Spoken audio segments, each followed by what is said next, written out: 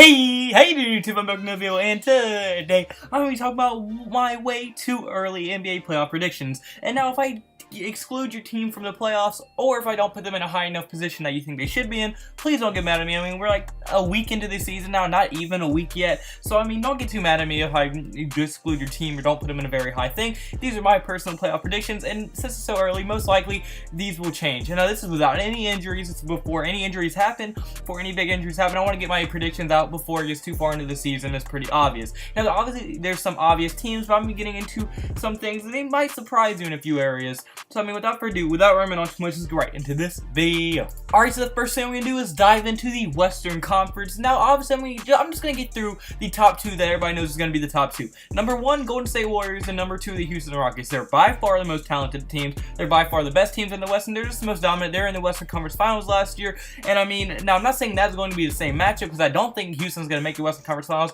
but I do think Houston will be the 2 seed, and Golden State will be the number 1 seed. I mean, Golden State, obviously, most talented roster the NBA has ever seen. I think they're one of the best teams, if not the best team, the NBA league in general has ever seen. And then the Houston Rockets, they're just a very good team. James Harden was last year's MVP. Chris Paul's still a beast of a point guard. Capella's a very underrated center. And they just have a pretty good base all-around team, as they had the 6th man of the year and everything. There is definitely the two top dogs of the Western Conference. But now, let's just get into some of the rest of the teams in the top half of the playoffs. For my 3rd seed, I'm going to have the Oklahoma City Thunder. And now, a lot of people do not have them actually this high. But I mean, I really just do see something in OKC. Now, yes, they have kind of gotten off to a rocky start, but the first game, they didn't have Westbrook. In the second game, they just played bad all around. But they're going to get it together, and I do think they're going to start doing good. As I mean, with the duo of Paul George and Russell Westbrook. Russell Westbrook's a superstar MVP a couple years ago, averaged a triple-double for back-to-back years now. He's a beast. Paul George is a absolute beast on defense, one of the best defensive players in the league, still an all-star level player. And I mean, I think you just have to respect that duo. But then the additions to their bench that they were able to strengthen their weakness. I mean, their bench was a huge weakness to their team. But I mean, Dennis Schroeder is going to be a great 6th man. He might have potential as 6th man of the year. He started off kind of slow, but I mean, the dude's a beast, and he's very explosive, and he could start on most NBA rosters. So I mean, with all that, I do think OKC will end up being around the 3 seed for the Western Conference. But now my 4th, and for the 4 seed is going to be the Los Angeles Lakers. Now, although they're off to a bad start, they're going to find their way. I mean, when you have LeBron James, you're making the playoffs no matter what. Let's be honest. The LeBron that we know right now, he's going to make the NBA playoffs. He's on a streak of making the finals for, what, 8 straight years? He's at least making the playoffs with his team, and I do think that he's going to be able to carry them to the 4th seed. Brandon Ingram has shown signs that this is going to be his breakout year. I think Lonzo will end up starting and going into the future. He's a very good point guard, can see the court very well, plays good defense, very high basketball IQ. Josh Hart has shown that he's improved, and also Kyle Kuzma, he's been playing very well as well. So once they all start clicking, once the veterans start working together, once everything kind of gets in order, the Los Angeles Lakers will find their way and will end up being a very high seed. But now my 5th seed might surprise a few people, the San Antonio Spurs. Now, a lot of people have been sleeping on the Spurs pretty much since the beginning of the year, since they got rid of Kawhi Leonard, and a lot of people have Utah Jazz at this 5 or the 4 seed. But I just think the Spurs are very slept on. DeMar has been popping off lately. He played out of his mind. Aldridge was one of the most improved players that we've ever seen. Not ever seen, what am I saying? But like, he was one of the most improved players last year by far. Had a beast of a year for him. Now you add DeMar DeRozan to that. DeMar DeRozan's very high pace, can shoot the mid-range, can play defense when he has to. He's going to thrive in Greg Popovich's position. Now, a lot of people have them dropping a little bit because of the injury of Devontae Murray, but they still have Patty Mills and players like that to back them up. And I just think they're going to be able to be a very good team, just going through the coaching, the 2 stars that they have on their team. I think they're going to be very good, and they're going to clinch that 5th seed for the Western Conference. But now my 6th seed for the Western Conference is going to be the Utah Jazz. Now, a lot of people are very high on this team, and I just don't know. Now, yes, they're a very good team. I understand. Donovan Mitchell was a beast, very explosive player, and just a absolute beast. And Rudy Gobert is a defensive stopper. He won Defensive Player of the Year, one of the best centers in the league, top 5, one of the best shot blockers, one of the best rim protectors. He's just a very good player, and they also have very good role players like Ingles and Rubio. But I mean, I just don't think they're as high as people are putting them. I'm putting them at the 4th seed, and I just don't think they're as good as teams like the OKC Thunder, the Lakers, or the Spurs. Only because, yes, they beat OKC last year, I understand, but OKC improved a lot. the Jazz did not really improve all that much. So with that said, I think Utah is only going to get the 6th seed. Now, can they get past the Thunder once again, be the 3 and 6 seed? I do think it would be a very competitive series. But now my 7th seed is going to be the New Orleans Pelicans. Now, Anthony Davis is showing why he thinks that he is the best in the league. He is showing why he thinks he should be the MVP and Defensive Player of the Year. I mean, he has been dominating the league, but the thing that he has not had his whole entire career is help. This year they're showing that they were able to build a very good roster around him. Nikola Mirotic is averaging 34 points per game throughout the first 2 games of the season. Now I know it's going to go down, but Nikola Mirotic has been balling out. He's not missing shots. He's a beast. Jrue Holiday, obviously one of the best defensive players in the entire league. We have seen that over the past 2 games. He was locking people up. Etuan was giving them. Julius Randle is doing very good. Elfrid Payton has fit into their system perfectly. They have shown that they could be a very good team, and I would not be surprised if the New Orleans Pelicans get this 6th or maybe even the 5th seed, but I'm going to rank them at the 7th seed as of right now, but that could definitely change. Now, the 8th seed was a very hard decision for me to make, as it is a toss-up between Portland and the Denver Nuggets, but I mean, last year Portland was ranked the 3rd best, but Denver only missed the playoffs by 1 game, but I mean, just looking at it, due to how bad Portland performed in the playoffs against Pelicans, they got swept, and they got swept in a dominant fashion. I think all but the first game was really close, and I mean, besides the first game, it was dominating. I mean, they had the home court advantage and everything, and they just got absolutely clobbered, and New Orleans beat the hell out of them, and I think that the Denver Nuggets are just so hungry for this playoff spot, and they want it so bad. They're going to be able to clinch it. Nikola Jokic has been playing very good, and I think their 2 young guards are going to also be a very good combination and improve a lot this year, and I just think they're so hungry, they're going to make the playoffs, so I'm going to give that 8th seed to the Denver Nuggets. But now that I got rid of the West and got done with them, let's get into the Eastern Conference. Now, once again, I'm going to get through the obvious ones, but they actually have quite a few obvious ones. My number 1 seed is actually going to be the Toronto Raptors. Not a lot of people are saying that. They say it's Boston, but I mean, Kawhi Leonard's a top 3 player in the league. He is showing that MVP level player. He's the best 2-way player in basketball, can absolutely lock anybody he is guarding down. No doubt about that. He's a beast. And plus Danny Green, how they got him out of the trade as a throw-in, I don't know. Danny Green has been performing very well. Kyle Lowry had one of his most efficient games in the ever last year, and he's been balling this year.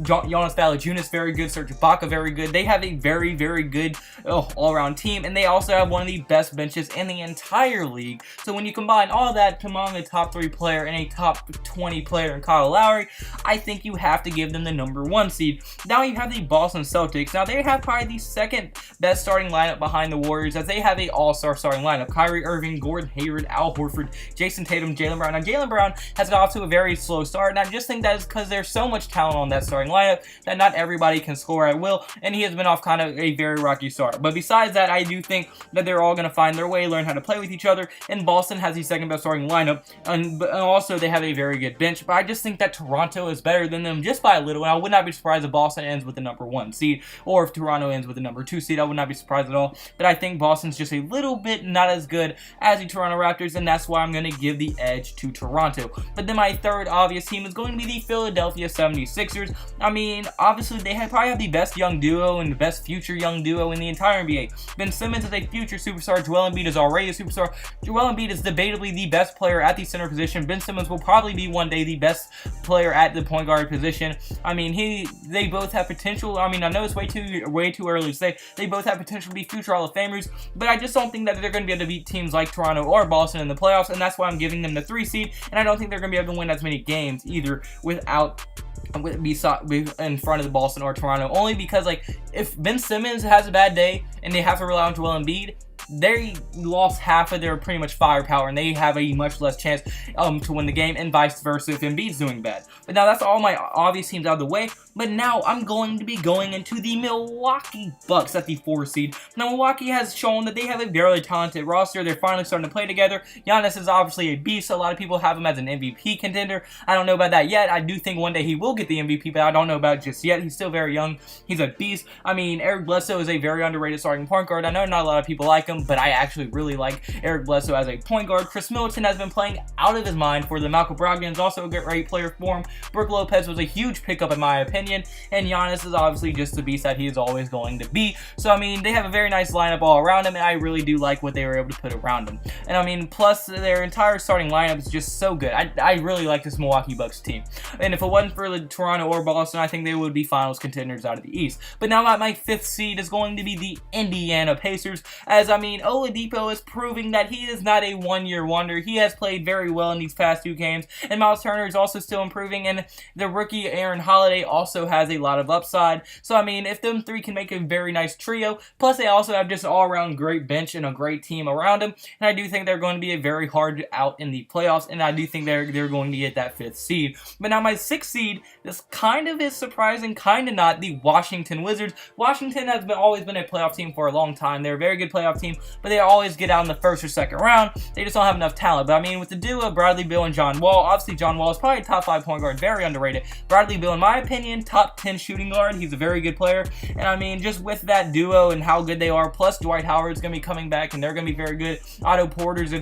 pretty nice player that's been improving ever since he's been in the league. I think they're going to be very nice and clinch that 6th seed. But then my 7th seed for this team, for this conference, is going to be the Detroit Pistons. Now, the duo of Drummond and Blake Griffin could be deadly at times. Now, Blake Griffin is kind of outing of his prime. He's nowhere near the player he once was for the Clippers, but I mean, Drummond's still a beast of a center, can dominate. He's improved this year, and I'm sure Blake Griffin's also going to have those nights where he's absolutely dominating as well. And plus, we still don't know what Reggie Jackson is yet, so I do think just because they're not proven yet, and I mean, they're still kind of figuring things out, I'm going to give them that 7th seed. But now my final seed for the East, this could be a throw-up between a whole bunch of teams, but I ended up giving it to the Miami Heat, as I just think that they're their most well-rounded team right now. As I mean, Wade is still a very usable veteran. I know it's his last year in the league, but he's still a very usable player, a very good player for them. Hassan Whiteside, he's one of the best paint protectors in the entire league and can definitely block shots. Dion Waiters is still a very solid player for them.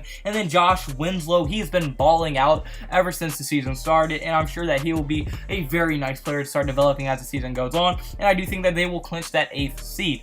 But unfortunately, guys, that's going to be it for this video. So comment below, do you agree with me? Do you disagree with me? Who do you think I should have put in here? I want to hear all your thoughts in the comment section below. And another sleeper I could have put at the 8th seed was the Minnesota Timberwolves, but with how much drama has been going on, with how bad Karl-Anthony Towns has been playing, I just don't think they're going to be able to clinch that 8th seed. I want to hear all your thoughts and opinions. Who do you think I should have put in there? Do you think I'm right? Do you think I'm wrong? I want to hear all your thoughts and opinions in the comment section below. And if you did like the video, put a like button and subscribe, and that would mean the world to me. And I have to thank y'all for all the support y'all been showing. We're at 962 subscribers. That is literally less than 40 away from 1K, and I cannot tell y'all how bad I want to hit 1K and just bust through 1K, get to 10K, 100K, a million. I'm just going to keep grinding for y'all every single day. Trust me, I want this so bad. I want this, like, this is what I want to do in life. Trust me, I want this so bad. I'm gonna keep writing videos out every single day for you guys, and as long as you're showing support, I'm gonna keep grinding. Trust me, man. I also have to give all praise to God. He's blessed me for everything. He's blessed me for the motivation. He's blessed me for this computer. He's blessed me for